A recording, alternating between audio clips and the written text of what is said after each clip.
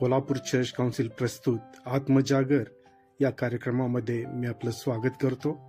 पहिल्यांदा ऐकूया एक सुंदरसं गीत.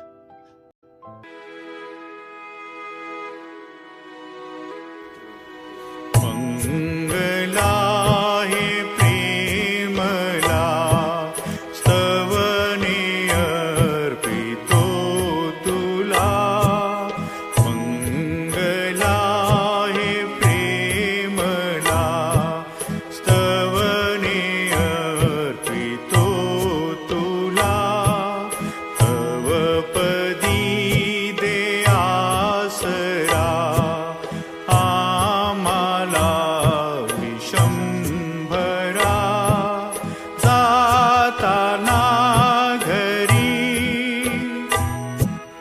ते मना शांती आमुच्या.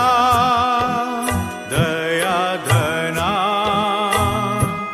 जिने सरो हे चिंतनी.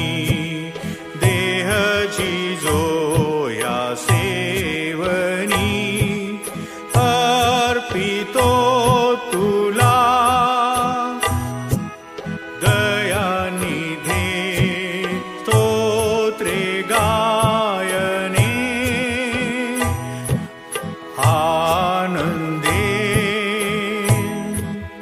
मंगला हे प्रेमला स्तवने अर्पितो तुला.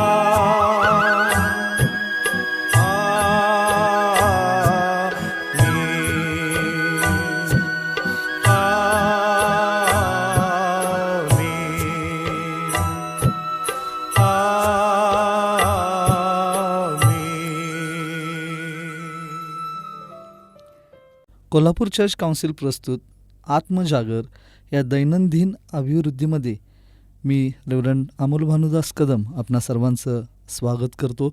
आजच्या मननाचा विषय आहे झिमझिम नव्हे वृष्टी. आजच्या मननाकरता जो शास्त्रभाग आहे लोककृत शुभवर्तमान याचा 15वा अध्याय 1 ते 10 वचनं. आजचं मुख्य वचन आहे वळवाच्या पावसाच्या वेळी पाऊस मागा म्हणजे जो त्याचवर वृष्टी करील. जखर्या 10:1. इसवी सन 1904 वेल्स देशात महान संजीवन आले आणि हजारो लोकांनी पश्चाताप केला व तारण प्राप्त करून घेतले.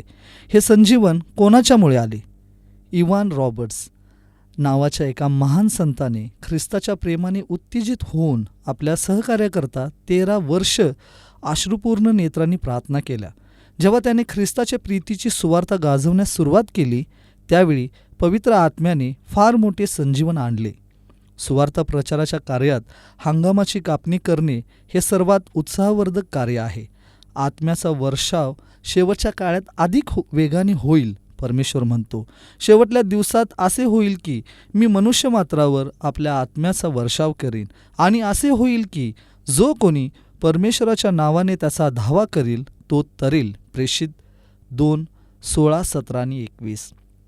पवित्र आत्मा संपूर्ण मंडळीलाच तयार करीत आहे.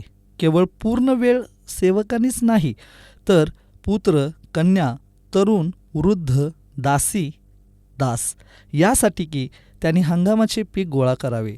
समुदायाच्या रूपात केवळ मंडळीच नव्हे तर पवित्र आत्म्याच्या वर्षावामुळे प्रत्येक विश्वासणारा एक सामर्थ्यशाली आत्मा जिंकणारा होईल.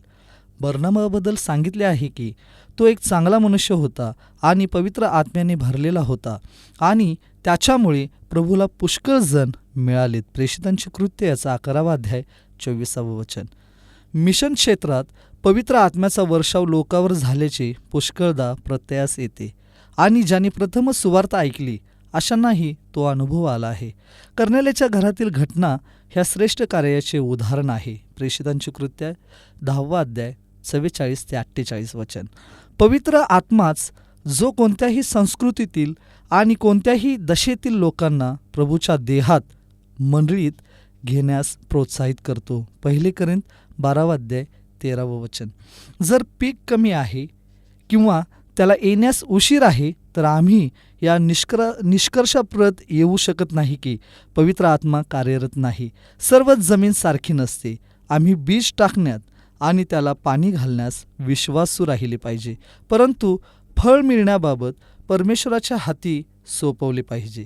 पवित्र शास्त्र यावर जोर देऊन सांगते की लावणारा काही नाही आणि पाणी घालणाराही काही नाही, तर वाढविणारा देव हाच काय तो आहे.